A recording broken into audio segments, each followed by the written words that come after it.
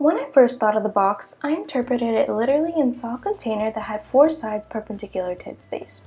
However, when I thought of the box in relation to our lives, I began to realize that a box can be a symbol. The way I saw it was that we were each given a set of unique boxes that are to be opened at certain stages of our lives. With these boxes came building blocks for us to reach the potential we are supposed to as our own individuals.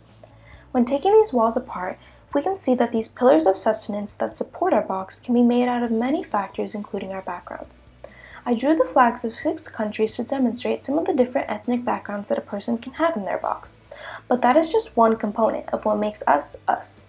This box also contains all of our traits, characteristics, dreams, and goals that are sealed until we find the key that can set it all in motion. Just like our DNA sequence, our box has its own keyhole pattern lock that differentiates us from one another. In our DNA, we are different because we have incompatible sequences of adenine, thymine, guanine, and cytosine. In our boxes, we also have divergent sequences in our keyholes through the different shapes and curves that are in the lock openings.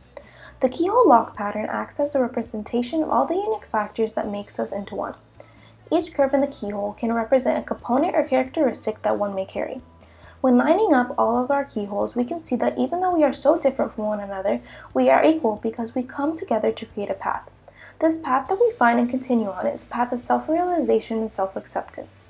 First, we come to realize who we are as a person and what we want in life. After becoming aware of our plans, we have to come to terms with how we will get there. On our mission to the world, we are never alone. Each individual who enters this world is completely different than the next and has something special to offer. With the help of others, we are able to get far in our journey of life, but to completely free ourselves from the box we often restrict ourselves to, we must find the correct key. In my current stage of life, I now have to open the box that will transition me from a child into an adult. The route that I have been following has led me to the key that can unlock my box and lead me into the next stage of my life. This key is two-lane.